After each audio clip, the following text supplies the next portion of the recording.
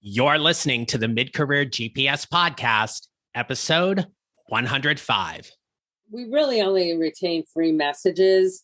So that's where the content and the self-editing should start. What are those 3 pillars that you want your content to revolve on? So you are reinforcing and creating a brand message and a brand narrative. As mid-career professionals, you are focused on adding value to everything you do. Whether you're happily employed or an active job seeker, you are also focused on your professional brand and narrative.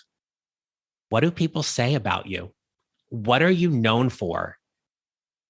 Well, these are 2 questions I coach my clients on during our sessions, and today's guest will help you pay more attention to your brand and narrative so you can make the impact you want. Maria Rosati is the CEO and founder of Eminence Communications, a boutique brand strategy and marketing firm. As someone who has always challenged convention, Maria is passionate about building the foundation for innovative brands to scale while enhancing their customer and employee experience. She believes in taking the no out of innovation by removing the roadblocks and obstacles that get in the way of truly transformative ideas. By empowering change makers, she allows them to do what they do best, creating a lasting impact on society. While fostering their innovative mindsets, Maria provides them with the communication tools and resources needed to effect change while building awareness of their big idea through developing highly curated omni-channel marketing programs designed to amplify their voices. In this episode, you'll learn how to control your narrative and why you should pay attention to it, why you must self-edit when posting on social media, and the one mistake you must avoid when working with a mentor as you continue to build your brand and control your narrative. This is the Mid-Career GPS podcast, and I'm your host, John Nerrell. I help mid-career professionals who are feeling undervalued and underutilized show up to find the job they love or love the job they have using my proven 4-step formula. It's time to start building your mid-career GPS, so let's get started.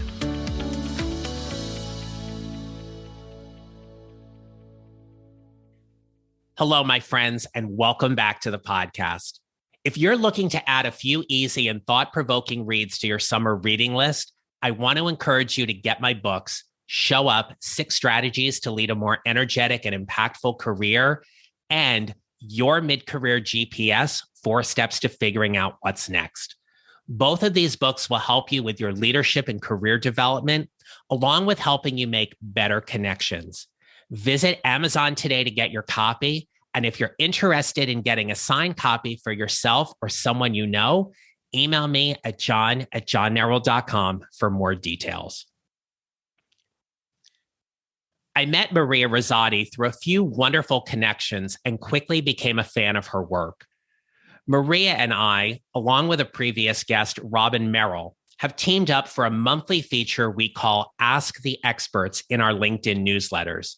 Additionally, we just hosted a webinar called How to Stand Out in an Interview, where I talked about how to build a relationship in the interview with the interviewer or the hiring manager. Robin talked about how to amplify your presence in that interview. And Maria shared how to control your narrative. I'll link up to that webinar for you in the show notes so you can go watch. But now it is with great pleasure that I introduce you to Maria Rosati.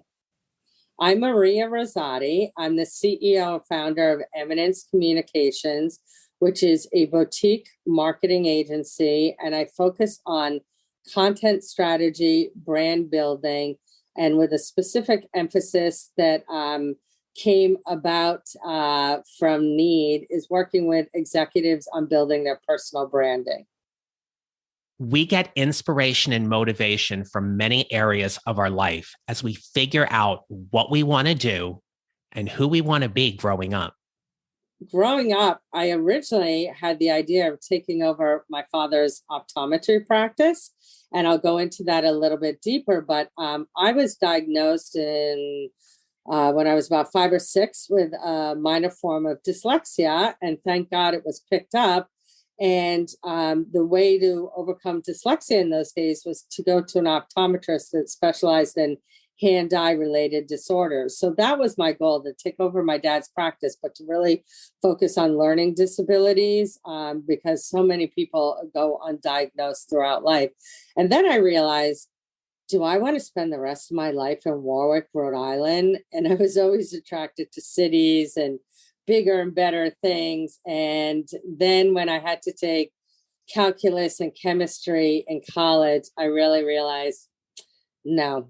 And then I realized what my path really was. And the other half, I was always raised, I'm an only child, to be independent and go out there and grab the bull by the horns and make a difference. So that's what I decided to pursue, was how to make a difference. And that's the path I'm on now. After about 35 years in the corporate world, I'm finally pursuing what I feel is my destiny. As Maria tells the story about her career path, I want you to listen carefully to how her learner's mindset and curiosity served her very well. Deciding not to be an optometrist meant being a liberal arts major. So what does that mean? And I'm sure there's a lot of listeners that know where I'm coming from. So, upon graduation, everyone said, what are you going to do? And my father said, I'm going to buy her a history store and she's going to sell knowledge. So that shut up the naysayers. But basically, what does that entail? So I moved to New York City. My first job was in insurance, but I knew I was a sales support, and I knew that was not the career for me. But I so happened to have a good friend that was in PR and was able to get me a internship in a large PR agency. And from the minute I walked in the door, I knew that's exactly what I wanted to do. And my first assignment was working on the opening of the Ellis Island Museum. So I was dealing with Peter Jennings, Charles Kuralt, Sophia Loren, Lee Iacocca. And I said, wow, this is really where I want to be. So I went on to pursue a career in public relations. And the first half of my career was on the agency side. And really what I tried to do, and this is advice, I want to impart on others too, is, a lot of us take roles for promotions and more money, but there's also something else. I looked at every role as, what am I learning? So I wanted to be a well-rounded communications person. So I understood every aspect of our industry so I could be more impactful when dealing with clients. So that's how I navigated through the agency side of my life. And then I had the opportunity to go in-house, and I went in-house with Citi. Well, it was Citigroup then, now it's Citi. And I had always specialized in financial services. So I went in-house in Citi. And then from there, I transitioned to a large asset manager that has since been bought out. So I spent the last 15, 16 years of my career in-house in corporate communications with large financial service clients. As you build your mid-career GPS, today's conversation focuses mainly on the fourth stage, which is showing up, particularly what the P stands for in that acronym about protecting and promoting your brand. Maria's excitement for PR and her background allows her to bring her unique expertise to help her clients as she helps them control their narrative even better. After all, it is about how well you tell your story, and a little spin is okay. It's all about telling a story. And I know we'll probably get to this further down the road, but now that we're in a digital world, really how you tell the story and create your narrative is what makes the difference, because now we can control our narrative. And when I first started, it was all about pitching your narrative to the reporters and hoping they bought your narrative and didn't probe too deep and find holes in it. And now it's the exact opposite. We can really control that narrative, but it all goes back to telling a story and the narrative.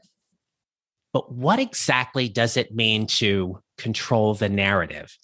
I asked Maria to explain this to us, and in doing so, she provided some fascinating context about how controlling the narrative came to be and why today the internet plays such a huge role.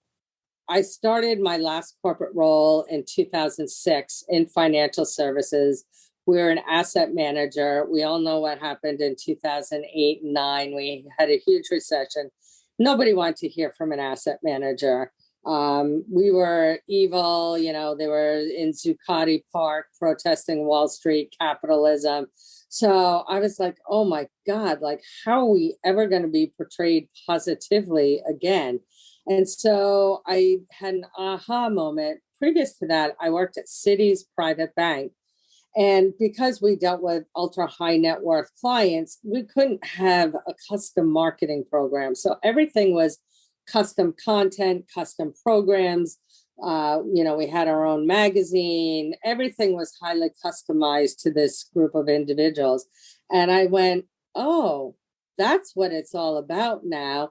And at the same time, what was happening is all the trade publications and even non-trade publications, the Wall Street Journal, the joke was they downsized and they became the Small Street Journal. Even Barron's downsized. And so all these magazines were losing ad dollars. So they realized, oh, we can make money through content. So that's where the whole shaping the narrative started.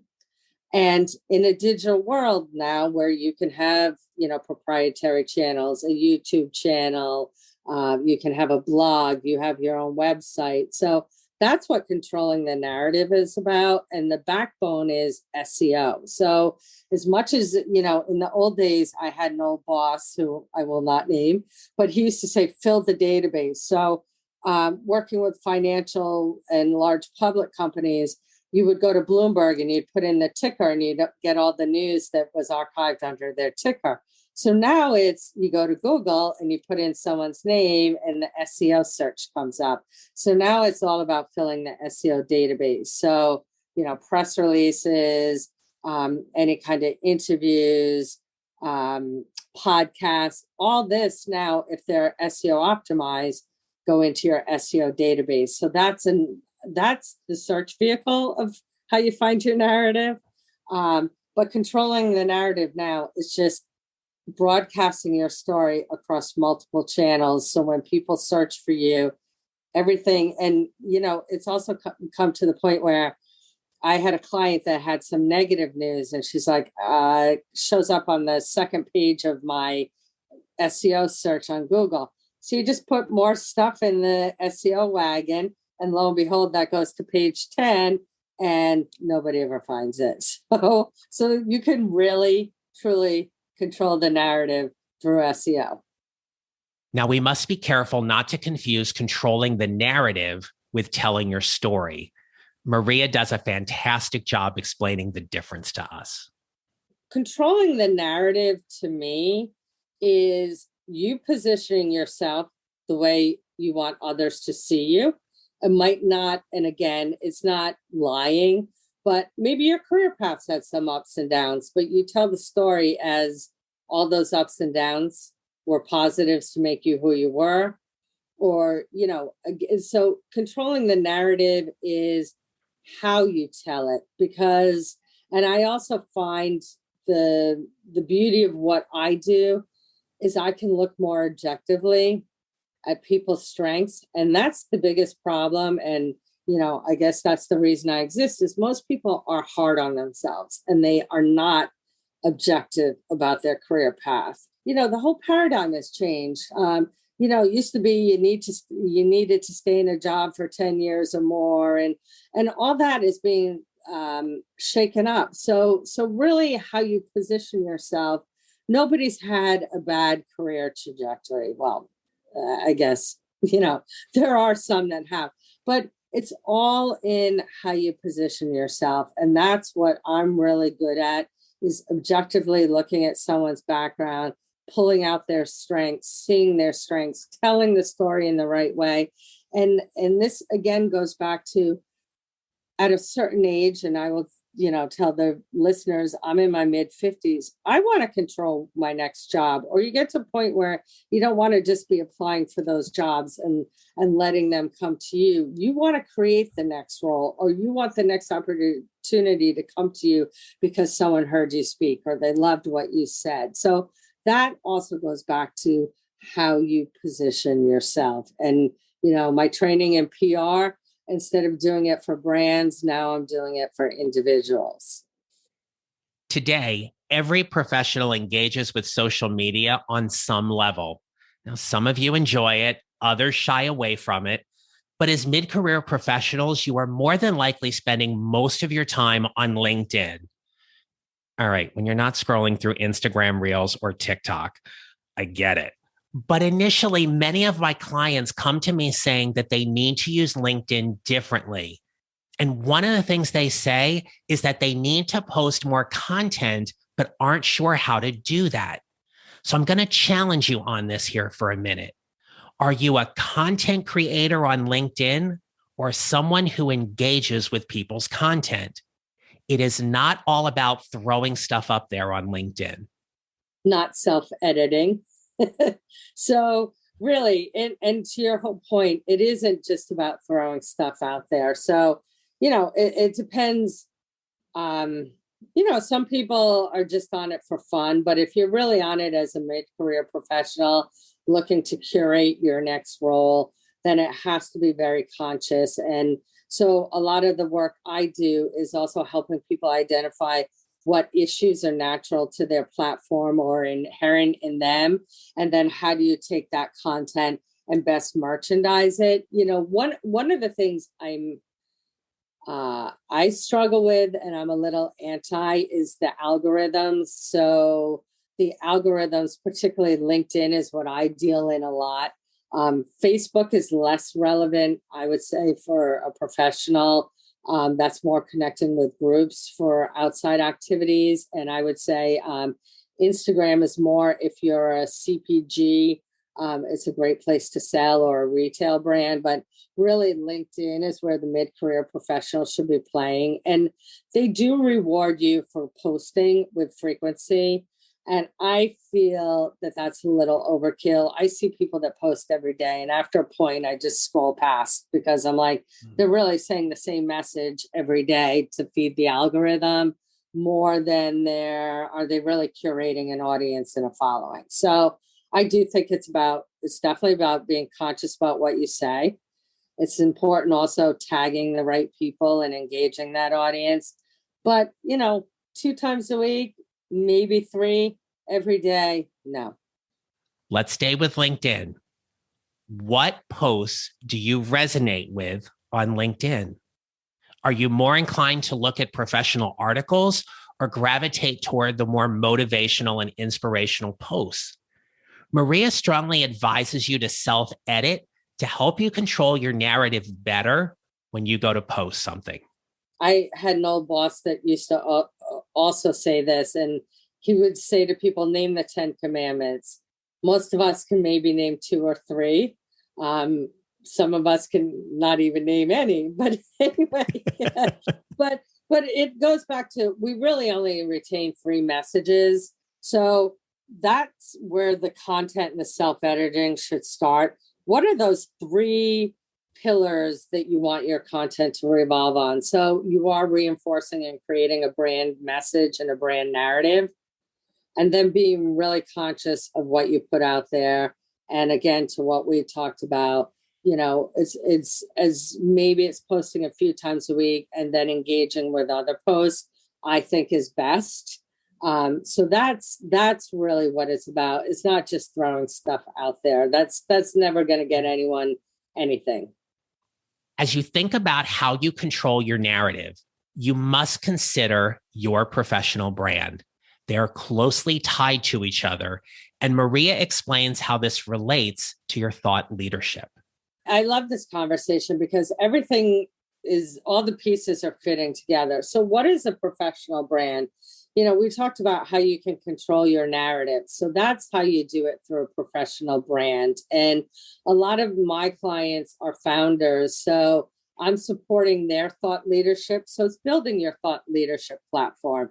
And so I'm supporting their thought leadership and also having it support the company that they're growing. But it's first and foremost building them as a thought leader within their industry. And so, people say, why do I want to do this? Well, the more you're known as a thought leader, the more opportunities that are going to come your way. Also, if you are a founder, more and more venture capital and private equity firms are saying, well, are you a known commodity? So this is helping you become a known commodity as you go to raise funds. It also has the opportunity to get you a board role and with a profit board. So profit boards can pay anywhere to $100,000 to $300,000 plus equity and perks and other things. So it's very lucrative. And also I have several clients that are writing books, so they also want to elevate their profile. So it all works together.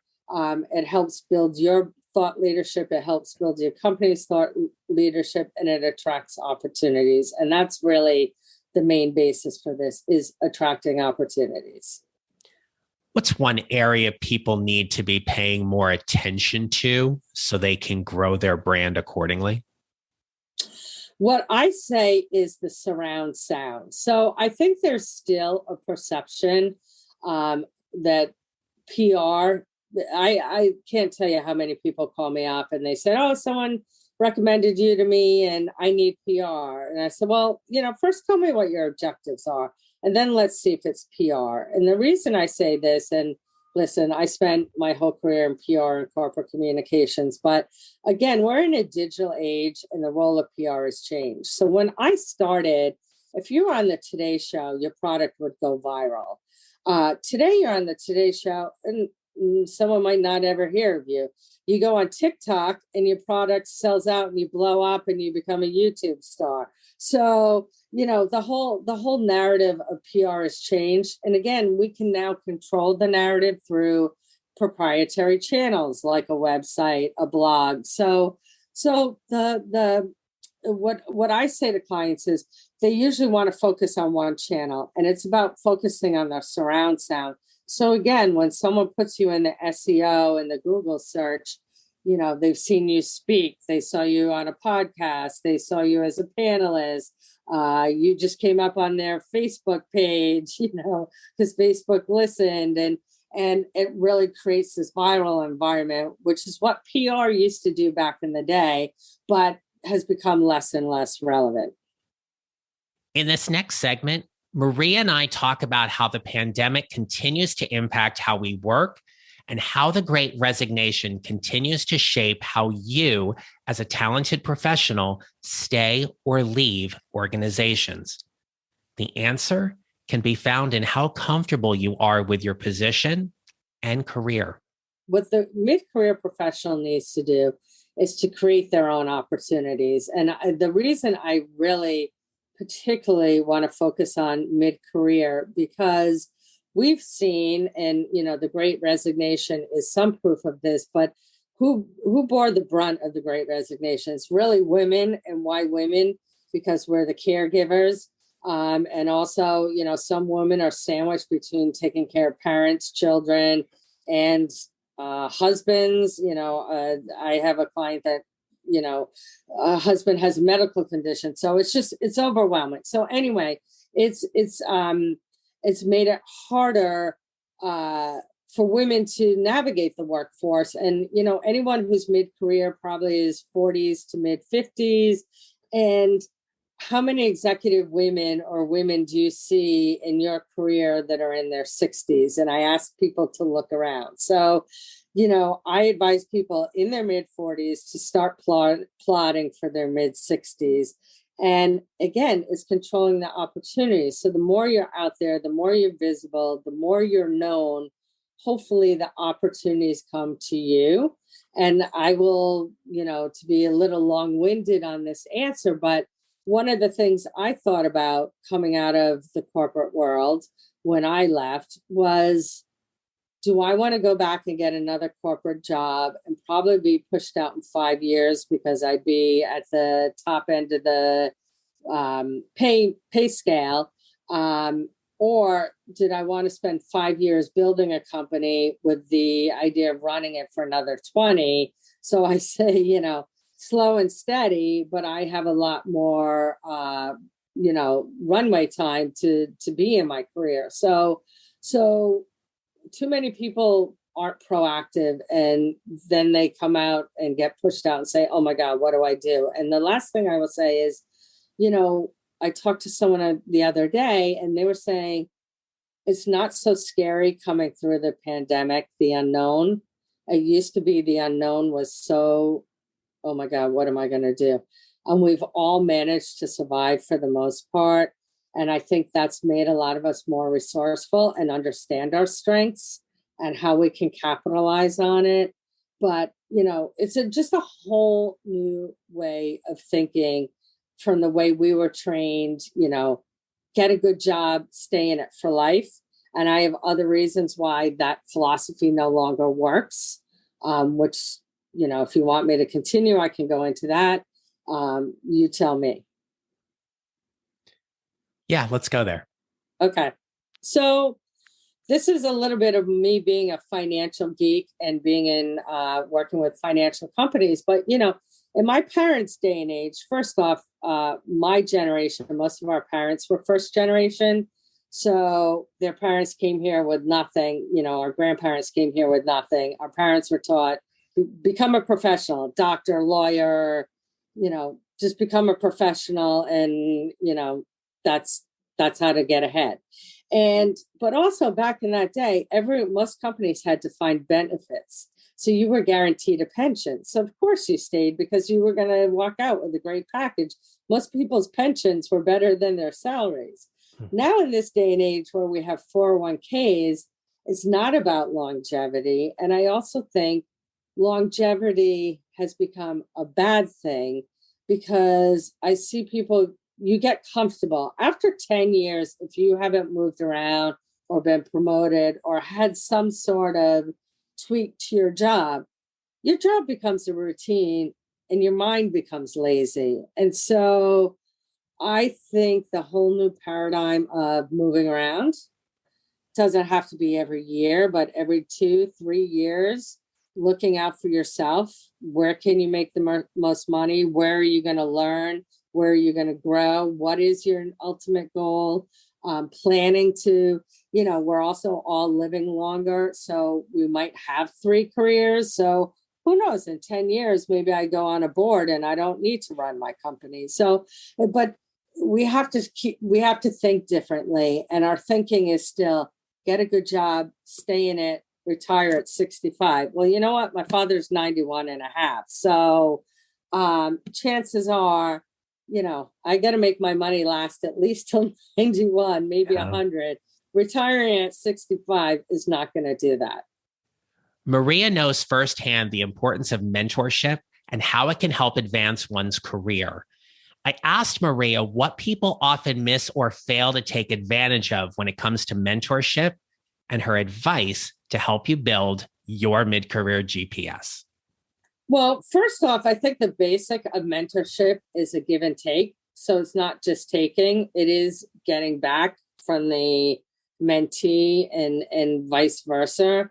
I also feel like mentorship, that's a buzzword, but just to get a mentor is not the answer. So it's got to be an active dialogue. So, for any mentee, you have to have an ask so that the mentor can provide and guide.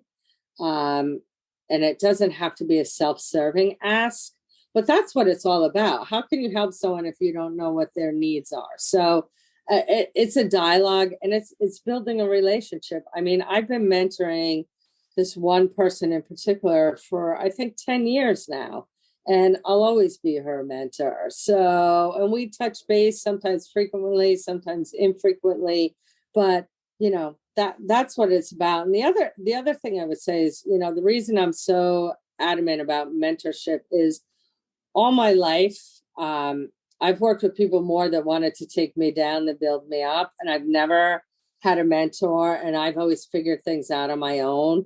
And why make it so hard? Why not, if you see someone that's a lot like you, why not help them down that journey easier? Or just tell them, yeah, the path sucks right now, but you are doing the right thing, and just stick to your guns because you are smart, and don't let the rest of the pack tear you down.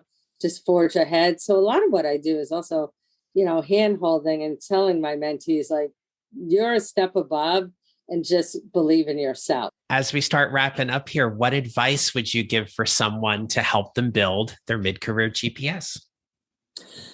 I have a lot of friends that are introverts, and I have to say, you have to become an extrovert, because it really is about networking, talking. And I think LinkedIn is a great vehicle of just contacting people. I recently have had people contact me on LinkedIn and just say, we have a lot of overlap and I'd love to pick your brain. So anyway, I say to people, it doesn't have, even if you're an introvert, it doesn't mean going out for cocktails. Have a chat on Zoom, but you have to be active. Otherwise, that opportunity is not going to come your way. Is there anything else that we missed today you didn't get a chance to say that you want to just throw in here at the last minute? I just want to say to everyone mid-career, and to make them feel better, I've mentioned to you, John, that I'm a member of Chief. It's a professional network. It's a private network for C-suite women. And I see so many mid-level women going through a career transition. And I think it's normal. And I want to say embrace it. And the thing I would say is, what I'm seeing is most women are going from corporate careers to wanting to do something that has meaning. They don't want to be a cog in the wheel anymore. Embrace it, follow it, because that's how you're going to find happiness. And, there's an adage, like, if you find happiness, the money will follow. But I really do believe that. So I just want to say, everyone mid-career, like, go with your instincts, go with your heart, go with what your body's telling you, because everything is acceptable today. Please take a moment to listen to how you can connect and follow Maria Rosati, and come back as I wrap up today's episode. So I encourage people to follow me on LinkedIn at Maria Rosati, Rosati. Please, send me a note. I'm very responsive, so always happy to connect. And also, if anyone needs help on controlling their narrative, I'm starting to put together, some workshops and helping people define their narrative and how they can build a better presence on LinkedIn. So my work email is mrosati@Eminence NYC, and that's EMINENCENYC.com. And I welcome all questions, comments. I love meeting people. Maria Rosati, thank you so much for being a wonderful guest and sharing information today about controlling the narrative and our professional brand, and also some thoughts on mentorship. It has been an absolute pleasure. Thanks for being a guest today. Likewise. Thank you, John. Maria Rosati is an expert in helping people control their narrative so they can elevate their careers however they want. The purpose of today's episode was to help you differentiate between how you control your narrative about your brand and career and how well you tell your story. I'm honored to join forces with her and Robin Merrill in our Ask the Expert series, as the three of us bring different perspectives to various issues around your leadership and career journey. Check out our webinar in the show notes or on my YouTube channel at John Narroll Coaching, and follow us on LinkedIn to learn more about us and our next event. But in the meantime, my friends, I leave you with this. We build our mid-career GPSs 1 mile or 1 step at a time, and how we show up matters. Make it a great rest of your day. If you enjoyed today's show and don't want to miss an episode, follow on Apple Podcasts or wherever you usually listen. And I'd appreciate it if you would leave a rating and review. Visit johnnarroll.com to download your free copy of the 55-minute Career Transition Jumpstart to help you start building your mid-career GPS. And don't forget to connect with me on LinkedIn and follow me on social at John Narrow Coaching. Thanks for listening. I'll see you next time.